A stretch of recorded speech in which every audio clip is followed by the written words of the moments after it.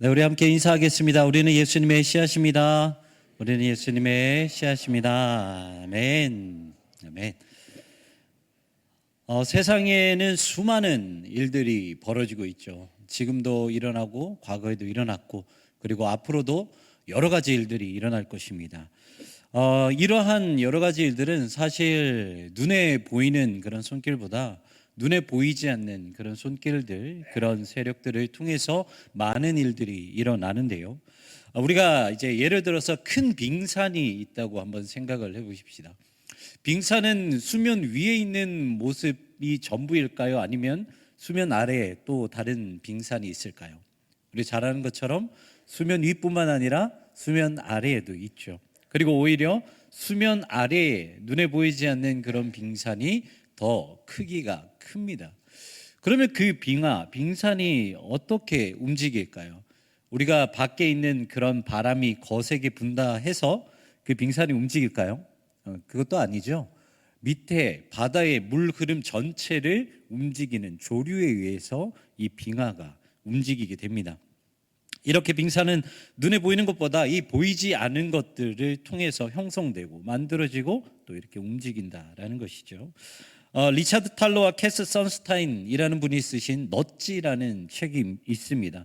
이 책을 보면 여러 가지 이야기가 있는데요. 그 중에 한 가지 이야기를 들려드리면, 우리가 이제 대형 마트에 가면 여러 가지 물품들이 있잖아요. 그런데 그 물품들을 그냥 막무가내로 그렇게 진열하지 않고 카테고리별로 이렇게 분류를 해 놨습니다. 그래서 우리가 원하는 카테고리를 찾으려면 천장을 바라보면은 나와 있죠. 어디에는 식료품이 있고 어디 고기가 있고 문구류가 있고 이런 것들이 있죠. 그래서 내가 원하는 그 카테고리에 딱 가면 내가 무엇을 사고 있는지가 원하는지가 그 제품들이 위에서부터 아래로 쭉 진열되어 있습니다. 그런데 여러분, 그 진열되는 그 순서가 그냥 진열되었다고 생각을 하시나요? 그렇게 진열되는 것은요, 다 순서와 원리와 규칙이 있습니다. 마트에서 매월 조사를 해요. 상품의 인기도, 판매량, 주력으로 밀고 있는 제품, 이런 것들을 조사를 하죠. 그리고 이런 좋은 위치 때문에 그 위치를 잡기 위해서 심지어 회사에서 경쟁과 입찰까지 진행을 합니다. 여러분, 우리가 마트에 갔을 때 이 카트를 밀고 갔을 때 제일 쉽게 눈에 띄는 제품이 어디에 위치해 있는 제품인가요? 눈에 바로 보이는 것이죠. 제품도 마찬가지입니다. 거기에 진열되어 있는 제품이 훨씬 더 잘 팔린다라는 것이죠. 이것을 넛지라고 합니다. 무슨 말이냐면 우리가 접하는 그 모든 것들이 마치 그냥 아무런 규칙 없이 이루어진 것처럼 보이지만 그 속에는 숨겨진 보이지 않는 그런 손길들, 그런 규칙들이 다 있다라는 것이죠. 오늘 본문은요, 남유다의 요시야 왕 때 일어난 그 스토리를 기록하고 있습니다. 이 솔로몬 이후에 이스라엘은 남과 북이스라엘과 남유다 이렇게 나뉘어졌죠. 그리고 북이스라엘은 19명의 왕이 있고요. 그리고 남유다는 20명의 왕이 있습니다. 그 중에서 남유다는 이제 뭐 다윗의 계보를 이어간다고 해서 모든 왕이 선한 왕이 아니고요. 그 남유다에도 선한 왕이 8명이 있고 그리고 악한 왕이 12명이 있었습니다. 그 중에 오늘 요시야 왕은 남유다에서 마지막 선한 왕으로 불렸던 사람이 바로 이 요시야였습니다. 요시야는요, 8살 때 왕으로 즉위를 했어요. 그리고 하나님 보시기에 정직한 왕이었죠. 그래서 열왕기하 22장 2절 말씀을 보면 이렇게 기록하고 있습니다. 요시야가 여호와 보시기에 정직히 행하여 그의 조상 다윗의 모든 길로 행하고 좌우로 치우치지 아니하였더라. 이렇게 하나님을 온전히 섬긴 요시야 왕은요, 즉위하고 나서 10년이 지나고 난 뒤에, 그러니까 18살이 되었을 때 결심을 한 가지를 합니다. 그것이 무엇이냐면 바로 오늘 본문에 등장하는 성전이 부서진 곳을 보수하는 성전 보수 공사를 결심하게 되죠. 그런데 여러분, 한번 생각을 해봅시다. 성전을 보수한대요. 당연히 아름다운 성전 리모델링 해야 되죠. 그런데 그 말이 조금 아이러니하게 다가오지는 않으십니까? 여러분, 이 성전은 남유다의 가장 거룩한 곳이에요. 하나님이 거하신 처소가 바로 예루살렘 성전이었죠. 여러분, 이 성전 어떻게 건축이 되었습니까?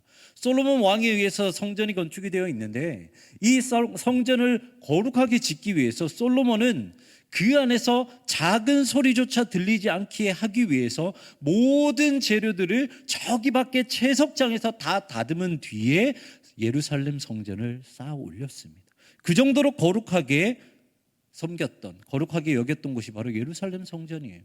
그리고 그 성전은 어떤 곳입니까? 매일매일 예배를 드리는 곳이에요. 매일 예배를 드리는 곳이면 여러분들 그 성전이 이스라엘, 그러니까 남유다에 있는 그 모든 건물들보다 가장 완벽해야 되는 것이 정상입니다. 그런데 오늘 본문을 봤더니 요시야가 성인이 되었을 때 가장 먼저 했던 일이 성전 보수라고 기록이 되어 있어요. 그렇다면 왜 요시야 왕은 이렇게 성전 보수를 가장 먼저 했을까? 그것은 사실 할아버지와 아버지 때문입니다. 우리가 이 요시야 왕의 증조 할아버지가 누구냐면 잘 알고 계시는 히스기야 왕이 이제 요시야의 증조 할아버지예요. 아주 선한 왕 중에 한 명이죠. 그런데 요시야의 할아버지와 아버지가 누구였냐면 므낫세 왕과 아몬 왕이었어요. 남유다 역사상 가장 최악의 왕이 바로 할아버지와 아버지였다는 것이죠. 그는 할아버지, 그러니까 증조 할아버지 히스기야가 모든 우상들을 다 물리친 그 자리에 세상 온 만물의 그런 우상들을 다 가지고 와서 심지어 예루살렘 성전 안에도 우상을 들여놓는 그런 죄악을 범했던 사람들이 바로 할아버지와 아버지였다는 것입니다. 열왕기하 21장 5절의 말씀을 보면 이렇게 되어 있어요. 또 여호와의 성전 두 마당에 하늘의 1월 성신을 위하여 제단을 쌓고, 이 일을 했던 사람이 누구냐면 바로 므낫세 왕, 요시야 왕의 할아버지였다는 것입니다. 이렇게 할아버지와 아버지가 성전을 더럽혀 놨으니 어떻게 예루살렘 성전이 온전할 수 있겠습니까? 그래서 요시야는 자신이 성인이 되었을 때 가장 먼저 하나님이 계시는 처소 바로 예루살렘 성전을 보수했다라는 것입니다. 열왕기하 22장을 보시면요, 요시야 왕이 성전을 보수하라고 이 명령을 내립니다. 그리고 그 명령에 따라 움직이는 대표적인 세 사람이 나와요. 대제사장 힐기야, 그리고 서기관 사반, 그리고 여선지자 훌다라는 이 세 사람이 나옵니다. 실제적으로 이 사람들이 모든 일을 감당하는데요, 이 세 사람은 모두 다 다른 직분을 가지고 있어요. 다시 말해 다양한 사람들이 하나로 힘을 합쳐서, 다양한 달란트를 가진 사람들이 하나로 연합해서 하나님의 성전을 다시 한번 세워 올렸다라는 것입니다. 사랑하는 성도 여러분, 하나님의 일은요, 재능이 있고 잘하는 사람들만 하는 것이 아닙니다. 하나님은 여러 사람들을 부르셨어요. 외모도 다르고 재능도 다르고 성격도 다른 사람을 부르셨죠. 그리고 그들이 가진 달란트를 가지고 하나의 한 모습으로 하나님께 영광 올리게 하셨다는 것이죠. 하나님의 일은 이렇게 시작이 되는 겁니다. 어느 한 사람에 의해서 이루어지는 것이 아니라 여러 사람이 손과 발이 되어서 하나된 모습으로 최선을 다하는 것이죠. 여호와의 성전을 수리하는 것도 그렇게 진행되었습니다. 좀 전에 말씀드린 것처럼 이 세 사람의 직분은 모두 다 달랐어요. 먼저 힐기야라는 사람을 보면, 힐기야는 성경에서 뭐라고 기록하고 있냐면 대제사장 힐기야라고 기록하고 있습니다. 그러니까 성전 수리 전체를 담당하는 총책임자가 바로 힐기야였어요. 은을 가지고 인부를 고용하고 건축 자재를 구입하는 그 모든 것들을 총괄했던 사람이 바로 이 힐기야였죠. 그리고 나서 힐기야가 오늘 본문에서 했던 중요한 사건이 있습니다. 뭐냐면 율법책을 발견한 거예요. 여러분, 이것도 놀랍지 않으십니까? 예루살렘 성전에 예배를 얼마나 안 드렸으면 율법책이 저기 구석에 먼지가 쌓인 채 처박혀 있었대요. 그 율법책을 발견하게 되었다는 것입니다. 그렇다면 우리가 상식적으로 생각해 볼 때 계속해서 꽁꽁 숨겨둔, 저 구석에 처박혀둔 그 율법책을 발견했을 때 여러분들 같으면 어떻게 하시겠습니까? 만약에 저라면요, 그렇게 정말 수년 동안 감추어진 그 율법책을 발견했다면 저의 공로를 드러내게 하기 위해서 제가 이 율법책을 가지고 왕에게 갔을 거예요. 아마 대제사장 hil기야도 그런 마음이 조금이라도 아마 있었을 겁니다. 그런데 hil기야는 그렇게 하지 않고요, 자신이 발견한 율법책을 가지고 누구에게 주냐면 서기관 사반이라는 사람한테 그 책을 줍니다. 그리고 나서 사반을 통해서 왕에게 보고하게 하죠. 열왕기하 22장 8절과 9절 말씀입니다. 대제사장 hil기야가 서기관 사반에게 이르되 내가 여호와의 성전에서 율법책을 발견하였노라 하고, hil기야가 그 책을 사반에게 주니 사반이 읽으니라. 서기관 사반이 왕에게 돌아가서 보고하여 이르되. 아멘. hil기야는 자신이 해도 되는 일을 사반에게 맡겼습니다. 그래서 두 번째, 사반이라는 사람, 이 사람은 서기관이었습니다. 서기관은 왕 옆에서 왕의 말을 기록하고, 그리고 이 나라에 일어났던 모든 역사를 기록하는 사람이 바로 서기관이죠. 아마 이러한 직책 때문에 이 아주 중요했던 성전 수리 작업에 투입이 된 것 같습니다. 그리고 hil기야에게 받은 이 율법책을 가지고 왕에게 보고하고 그 안에 일부분의 말씀을 이렇게 왕에게 읽어주는데요, 많은 신학자들이 이렇게 말을 하고 있습니다. 아마 이 서기관 사반이 왕에게 읽어준 본문이 모세 오경 중에서 이스라엘 백성들이 하나님께 율법을 온전히 지키지 못해서 죄를 짓고 심판받은 부분을 읽어주지 않았을까라는 것이 신학자 대부분의 생각 중에 하나입니다. 요시야 왕이요, 율법을 가까이 하지 않은 그 말씀, 그래서 죄를 짓고 심판을 당한 그 말씀을 듣게 됩니다. 그리고 그 즉시 옷을 찢고 그 자리에서 회개를 하죠. 이렇게 서기관 사반은 왕에게 하나님의 말씀을 읽어주는 역할을 했습니다. 그리고 나서 이것으로 그치지 않고 하나님의 말씀을 듣고 회개한 요시야 왕은요, 이 hil기야와 사반에게 또 다른 명령을 내립니다. 무엇이냐면 이번에는 백성들을 위해 하나님이 원하시는 것이 무엇인지 하나님의 뜻을 물어보라라는 것이었죠. 그래서 hil기야와 사반은 누구를 찾아가냐면 여선지자 훌다라는 사람을 찾아갑니다. 여러분, 훌다는요 유일하게 여자였어요. 이때 당시에 여자가 무슨 이제 선지자를 한다, 어떤 일에 참여한다, 이런 것들은 쉽지 않았습니다. 그런데 이 성경의 말씀을 봤을 때 이 훌다는 예언의 은사를 가진 사람으로 아마 이름이 좀 널리 알려진 것 같아요. 그리고 이 성경의 본문을 보면은 이 훌다라는 여인을 남편의 이름을 누구라고 말을 하고 있냐면 살룸이라고 말을 하고 있습니다.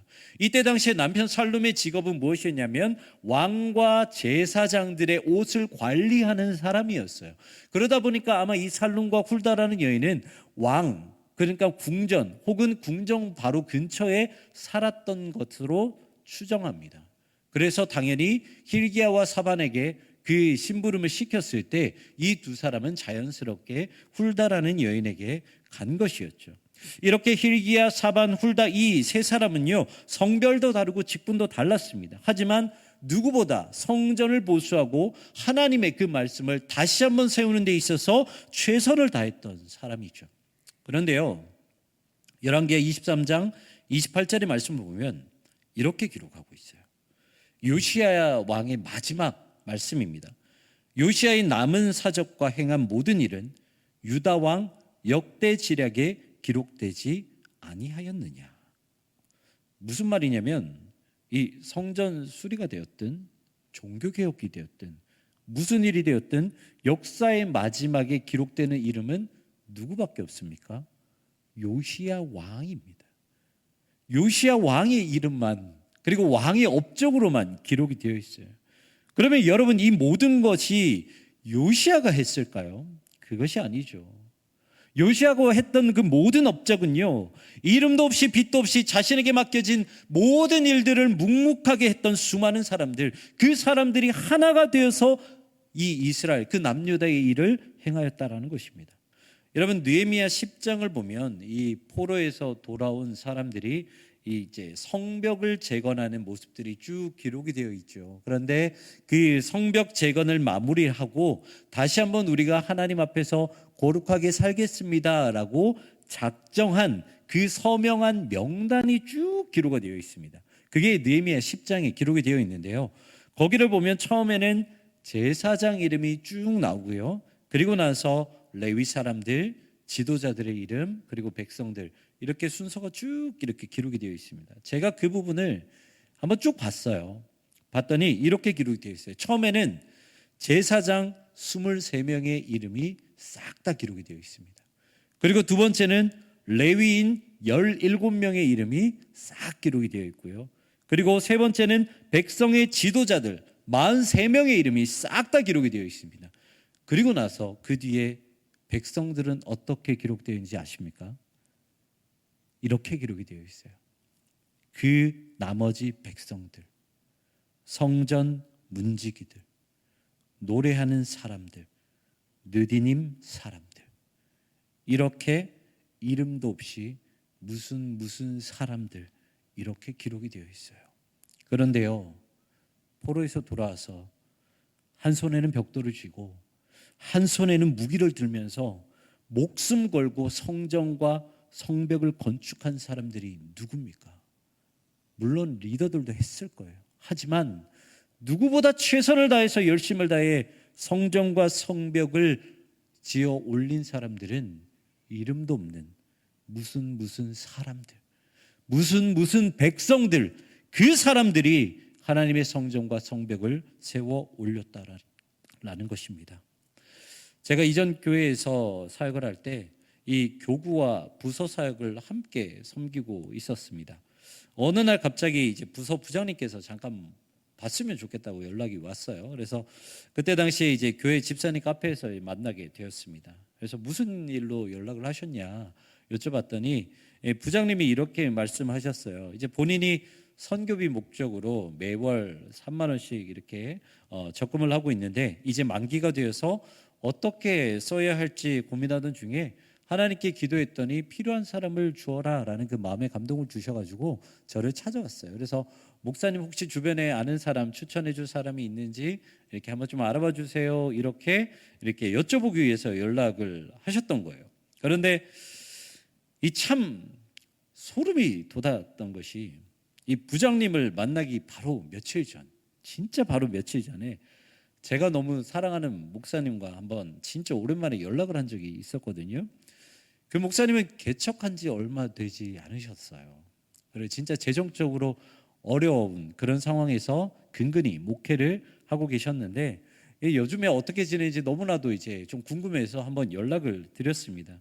그때 목사님이 뭐라고 말씀하셨냐면 이 원래 후원해 주셨던 이 회사에서 좀 높은 직급을 가지셨던 분이 계셨어요. 그런데 이 회사가 좀 어려워지고 나서 그 후원이 이제 좀 어쩔 수 없이 끊어질 것 같다라는 말씀을 하시는 거예요. 그래서 지금은 사모님하고 이래저래 아끼면서 이렇게 어떻게든 좀 사역을 이어 나가고 계시다고 말씀하시더라고요.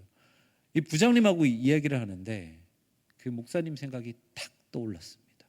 그래서 바로 말씀드렸어요. 부장님도 바로 수락하셨어요. 전화하십시오.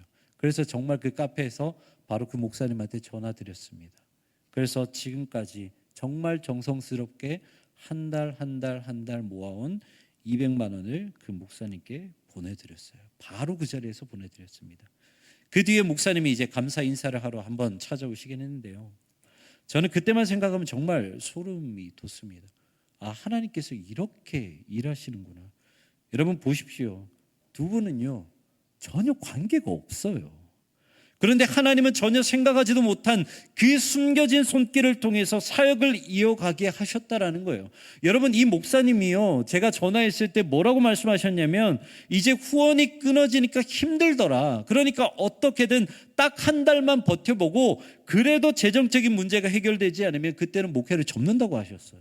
이제 사역을 그만두고 다른 일을 하겠다라고 저랑 전화할 때 그렇게 이야기하셨어요. 그런데 하나님께서 하나님이 보이지 않는 손길로 채워주셔서 그 보이지 않는 손길을 통해서 사역을 계속 이어가게 하셨다라는 거죠. 여러분 소름 돋지 않습니까? 저만 소름 돋나요? 여러분 하나님께서 이렇게 하십니다. 사랑하는 성도 여러분, 하나님은요 보이는 것보다 오히려 보이지 않는 손길을 통해서 일하시는 분이에요. 그리고 그것을 누구보다 몸소 실천하시고 본을 보여주신 분이 누구십니까? 바로 우리 주 예수님, 예수 그리스도께서 이 땅 가운데 오셔서 또 그렇게 살아가셨잖아요. 예수님은 하나님이세요. 그리고 유대인들이 그렇게 기다려온 메시아였습니다. 그렇기 때문에 당연히 모든 사람들이 경배할 만한 그런 위대한 왕으로 이 땅에 오셔야 하는 게 맞아요. 하지만 예수님 그렇게 오셨습니까? 아니죠. 예수님은 베들레헴이라는 작은 동네에서 태어나셨습니다. 그리고 사람이 사는 집이 아니라 동물이 먹고 자라는 마구간에 태어났습니다. 여러분 한번 생각해 보십시오. 세상을 구원할 메시아가 잘 알지도 못하는 베들레헴 땅에서, 그것도 마구간에서 태어날 것을 누가 알았겠습니까? 그리고 그분이 제일 하층민인 목수의 아들로 자라서 나중에는 십자가에 달려 죽을 것이라는 사실을 그 누가 알았겠습니까? 사람들은 왕족을 기대했을 것이고, 사람들은 예루살렘을 기대했을 것이고, 사람들은 로마를 뒤집어서 다시 한번 다윗의 영광을 기대했을 것입니다. 하지만 예수님은 듣도 보도 못한 베들레헴 마구간에서 태어나셨고 목수의 자녀로 성장하셨다는 것. 하지만 성경은요, 우리에게 무엇을 가르쳐주고 있습니까? 베들레헴에서 태어나신 예수님, 목수의 아들로 자라서 십자가에 달려 돌아가신 예수님, 누구도 관심 없는 모습으로 이 땅 가운데 오신 예수님이 우리를 구원하실 메시아라고 말씀을 하고 있습니다. 오늘은 관리사역위원회 주간 예배로 하나님께 올려드립니다. 여러분, 말이 관리사역이죠. 이 사실 교회에 힘들고 어려운 모든 일을 담당하고 계시는 귀한 분들입니다. 그런데요, 이분들이 하는 그 모든 사역은 사실 이 예배 앞에서, 그리고 성도들 앞에서 뭔가 드러나는 그런 사역들이 아니에요. 성도님들이 불편한 것이 무엇일까? 교회 안에 수리해야 되는 것은 또 어디일까? 어떻게 하면 성도들이 주일에 예배에 나왔을 때 편하게 예배 드릴 수 있을까? 이런저런 것들을 생각하며 드러나지 않는 자리에서 보이지 않는 손길로 수고하시는 분들입니다. 다시 말해, 우리 관리사역위원회 같은 여러 숨겨진 손길이 있기 때문에 우리가 지금 이 자리에서 편안하게 예배 드릴 수 있다는 것이죠. 사랑하는 성도 여러분, 우리도 마찬가지입니다. 우리가 어디에 있든 또 어떤 사역과 일을 하든 하나님이 원하시는 모습은 드러나는 모습이 아니라 숨겨지고 감추인 모습입니다. 그리고 우리가 한 가지 더 기억해야 될 것은, 우리의 본성은요, 누구나 자신의 공로를 드러내기를 원한다는 것입니다. 하지만 하나님의 일을 할 때, 하나님께 영광이 되는 일을 할 때, 비록 내 이름과 공로가 드러나지 않더라도 억울해하지 마십시오. 왜냐하면 여러분의 공로와 노력은 이미 하나님께서 계산하고 계시기 때문입니다. 바라는 것은 요시야 왕처럼 이름이 드러나기보다 hil기야와 사반과 훌다가 되려고 노력하십시오. 그리고 그것보다 성경에 이름조차 기록되지 않는 백성들, 하지만 누구보다 열심히 섬기고 봉사하였던 그 백성들과 사람들이 되기를 노력하십시오. 그래서 보이지 않는 손길이 되어 오직 하나님께만 영광 올려드리고, 그래서 여러분들의 손길을 통해서 성전이 건강하게 세워지는 그 은혜가 이곳 가운데 가득히 넘치기를 주님의 이름으로 축원합니다. 기도하시겠습니다.